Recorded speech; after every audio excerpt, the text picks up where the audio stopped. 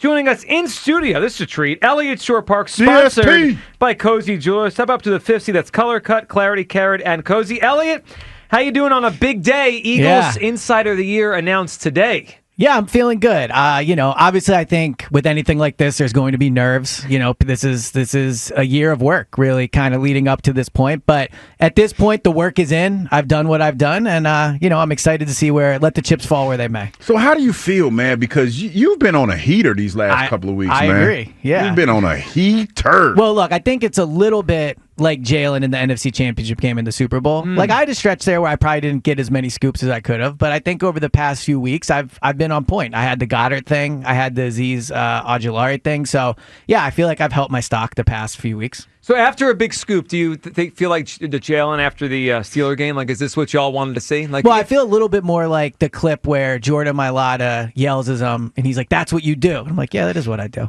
That's what you bleep and do? Azeez Ojulari is what you do. What I can That's do. what I'm talking about. But you called that one. You were on that one for a while. Before everybody else. Yeah, so what does it feel like knowing that, you had a scoop that everybody else came late to the party to?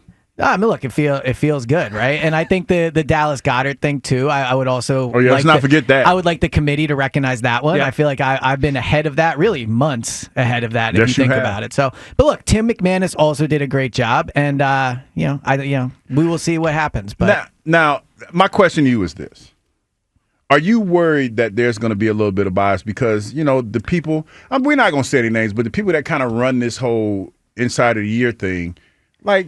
Let's just you've had some smoke with them a couple times. I can't decide because on one hand, I think the public would probably think the bias helps me. I work for the station. Tim doesn't work for the station. Yeah. It's better if you're the winner. But on the other hand, but he's had smoke with some of the some of the individuals. You had some smoke with some cats. It's true. Well, I feel like everyone at the station I've had my ups and downs with. Other than Hugh, there's no ESP. No, you guys Hugh. are good. You guys are good. We're in a good space. That was not on the bracket.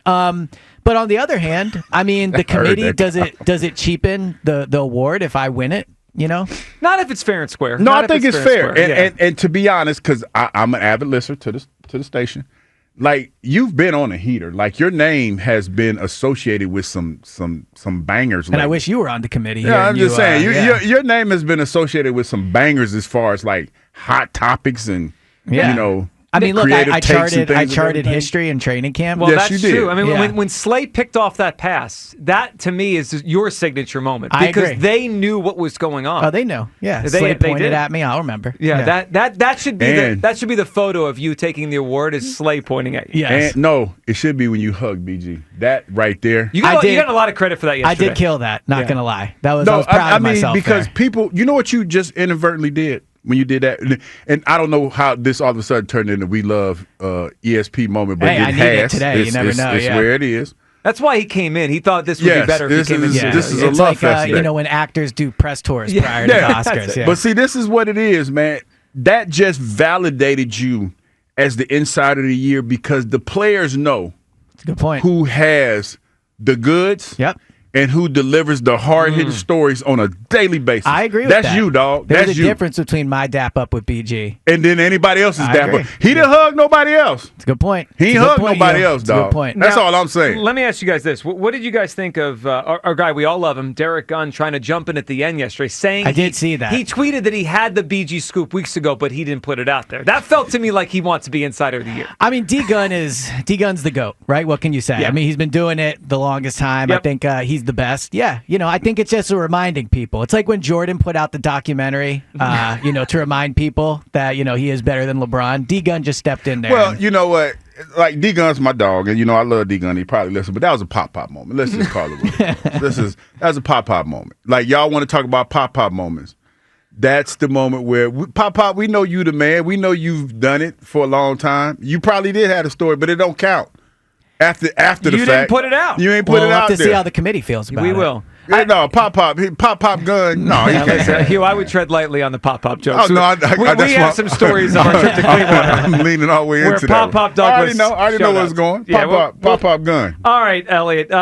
What's your lasting thought on BG, the career, the player? Because 15 years is a remarkable amount of time to spend in one uniform. And he never had the great statistics, but he was a really, really good player for 15 years in the same uniform. That's not common at all in the NFL. Yeah, I mean, look, I think he is the most decorated and I think most accomplished defensive lineman in the history of the Eagles. The 2 Super Bowls, third in sacks, most games played. But I mean, just for me, when I think of BG, in my perspective of getting to cover him, just seeing him like the person, the locker room. We get to spend every Monday at Chickies with him.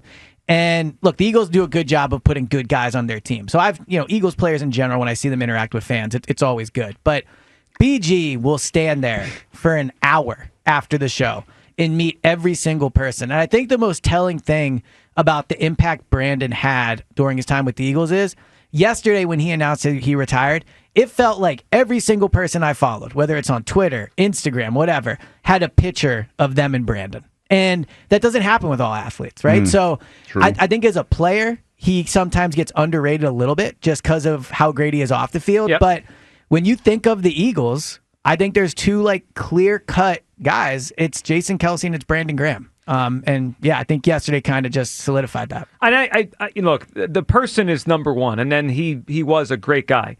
And he's a great guy, but he was a great guy as a player. I think you're right. He also got underrated as a player because of all that stuff. I almost think we didn't appreciate how good he was because he didn't have eye-popping stats, but he always was up there when you looked at pressures, pressure rate. He could play inside, outside. They put him at linebacker. I mean, he made here. Arguably the biggest play in franchise history. Yes. Yeah. And then even this past year, I know he got hurt, but before he got hurt, I thought he was their best edge rusher from September through November. I think if he doesn't get hurt, he's probably back this year.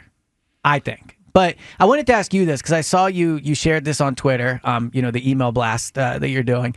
You said you think he has a Hall of Fame case. Yeah, I'm just curious what that is. So I think it's unique because you know how in baseball now, like players almost get credit for stuff they do that we don't see behind, like in a box score. Like Chase Utley's probably going to make the Hall of Fame, and Chase Utley doesn't have 2,000 hits, right? He's like a hustle guy, right? And Brandon Graham, if you look, so Pro Football Focus, they rated him the 7th best edge rusher since he entered the league. Like to me, if you're a top 10 player at your position for 15 years, you've got a case for the Hall of Fame. And he won 2 Super Bowls. Yeah. And I always think the NFL is about moments. Like he has the moment where he strip-sacked Tom Brady. I don't think he's going to get in, but he could have a case down the line. So this is why I love listening to your guys' show, because I think it's a great point. Like I hadn't thought of it, but that's an outstanding point. I also think that if you look at other guys who will get consideration for the Hall of Fame, like Matt Ryan, Phillip Rivers, like those are stat compilers, right? Like they are in the discussion. They were good players for sure, and Matt Ryan had his MVP season where he made the Super Bowl, but they are getting considered because of longevity. Like Brandon Graham, 15 years at edge. I'd be curious to know how many players legitimately played 15 years at edge. I can tell you one that didn't. Yeah. That's sitting in the studio with me. How many years? I can tell you how hard it was. Yeah. I mean, 15 years, and it wasn't like he was a part-time player.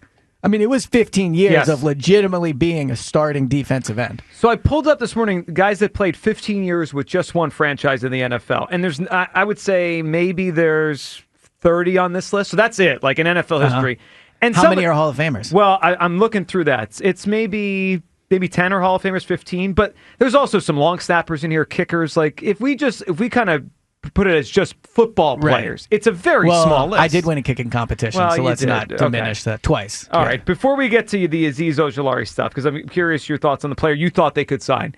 Where do you come down on this Fritz the Camera thing that has been brewing for a couple days? Because I think Joe is insane. Yeah. Like Jack's going to cook him. I think Jack will beat Joe in every single thing they do besides maybe free throw shooting. Right, that's Joe's That would thing. be the one. Yeah. But outside of that, I mean, I think the best non-football player athletes at the station are clearly me and Jack. And then I think there's a gap.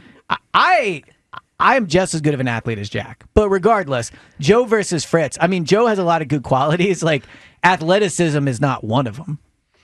It's not. I mean, Hugh, do you have an opinion on the Joe and Jack thing? I was thinking about it when we were talking about it.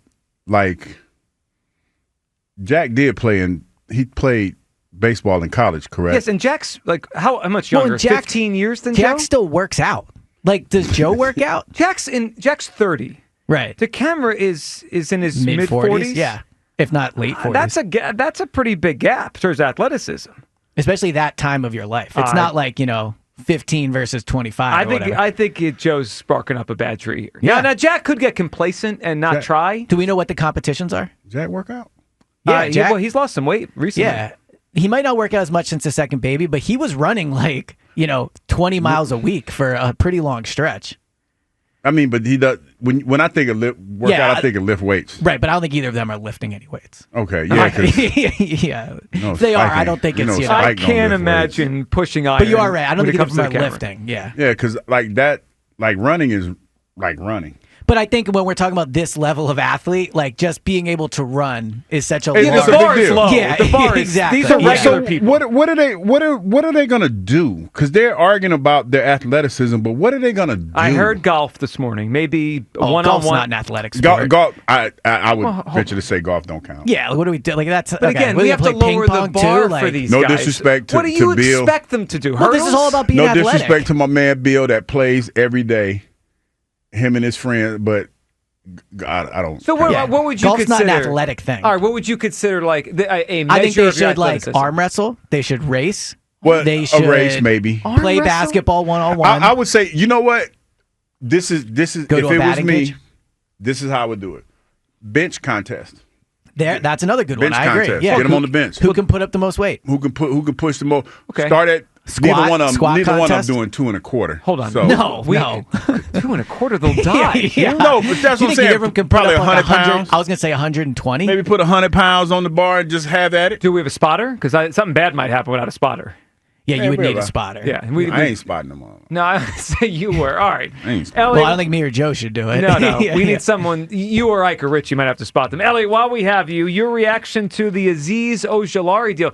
I thought, and you and I talked about it a few weeks ago, that it would be a good fit. They got him on a cheap deal. 1 year, $4 million? So I think it's their best signing of the offseason. I like it for a few reasons. A, just the youth. I mean, he's only 24 years old. He won't be 25 for a few more months. So I do think you are getting the best football ahead of him. When he has played, he has been excellent at getting to the quarterback. Mm-hmm. Now, his pass rush numbers, like his analytic numbers, aren't outstanding. He's not a big pressure guy. Speaking of BG, by the way, who did not often have a lot of sacks or double digits, but he did pressure the quarterback quite a bit. Azeez has not been that guy so far in his career. If you look at the 4 years, though, he's consistently produced sacks when he's played. So the Eagles have shown they can keep guys healthy. I think they have obviously a bit of it is luck, but I think they have a good system there in taking care of guys' bodies, getting them ready to play. So if he plays 17 games, I think he'll have double-digit sacks. Well, then, and that's like the best case scenario because he's playing for a contract and they need that. So let me ask you about that because I think one thing nobody's talking about enough is they keep doing these 1-year deals and then also not negotiating in season. That should stop. And it's not like a hard, fast rule, but they clearly have not over the past few years.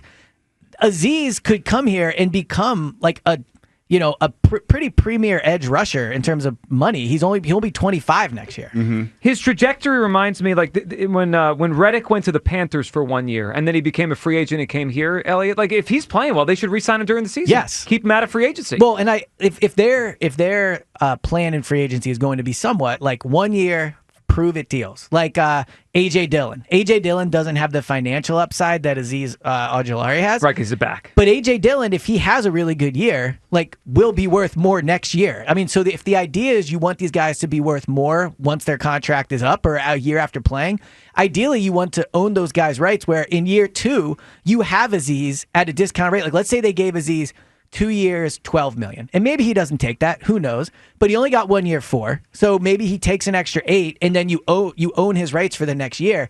We get to talk to Howie, I believe, in a few weeks. I would like to know more about if they view this as an ongoing problem. I think it's a good question. I think they should revise that way of doing things because they can keep guys maybe and keep them away from free agency. Last one for you, Elliot. Do you think the Eagles need a veteran on defense? I was thinking about with BG leaving yesterday, right? In the last 2 years, they've lost Fletcher, BG, and Slay now, right? All guys that are over 30, have played forever. And I understand youth, and they're healthier, and they're cheaper. I understand why it's a youth movement. But do you think they need a veteran in that defensive room? I think they would benefit from it. I think the other safety spot is potentially a place you could look at a veteran. Justin Simmons has been there around. But I think the hard part is you can't just sign a veteran and expect them to be a leader right away. I do think they had interest in Khalil Mack. Now, he didn't hit free agency, but he would have checked that box. Mm-hmm. You're right. There's a benefit to doing it, but ultimately, like Jalen Carter's been in that building for 2 years. 2 years. Nolan Smith's been there for 2 years. Nakobe, like these are the guys they're going to have to lean on. So I think there's a benefit to adding a veteran, but ultimately the leadership on that side of the ball has to be dictated by the guys that have been there. Yeah, and that's probably where they're going to go. Elliot, do you have a speech prepared? What are you going to do in the next few hours as you wait for the announcement here? Well, a lot of nerves. Okay. See if I can eat something. But no, I mean, I never like at the Oscars when people pull out a speech. Like I'm more a off the cuff guy. Yeah. So I think if I'm lucky enough to win, and just an honor to be nominated. I'll probably just let it go off the cuff. All right, Elliot, good luck. We'll be rooting for you. And Thank you. We don't have a vote, but I think the show is voting for Eliot Shorr-Parks. I I think they about to railroad it. Yeah, I don't feel good about it. But hey, it's just be fun to be nominated. Yeah, I was talking to some of the committee, and it feels like it's a tight race. I'll put it that way. Well, and also, like, do they really get to decide who wins?